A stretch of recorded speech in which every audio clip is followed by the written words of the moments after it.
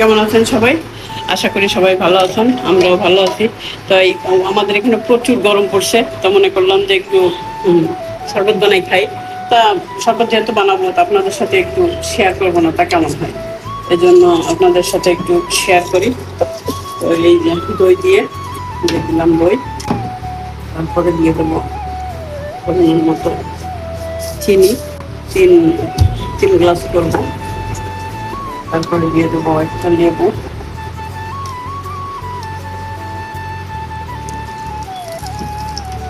ফ্লেভারটা ভালো আসে। আর লেবুটা শরীরের জন্য অনেকই উপকারী। স্পি 3 গ্লাসের জন্য তিনটি স্পুন, তিনটা দিয়ে দিলাম।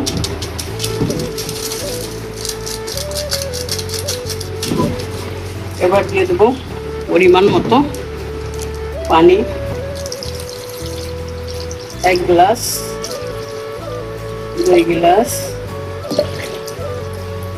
3 গ্লাস। আপনারা যদি পরিমাণ না বোঝেন তাহলে মেপে দেবেন। আমার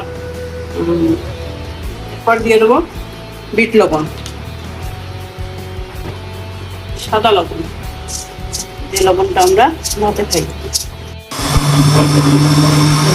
ব্লেন্ড করে নেব।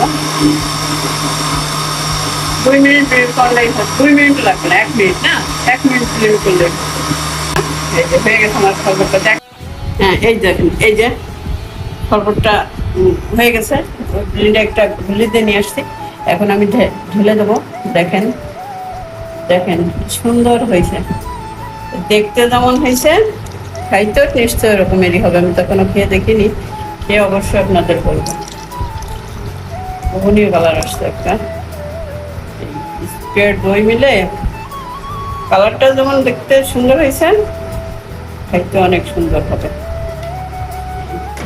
এরপরে এবার কয়েকটা আইস দিয়ে দেবো।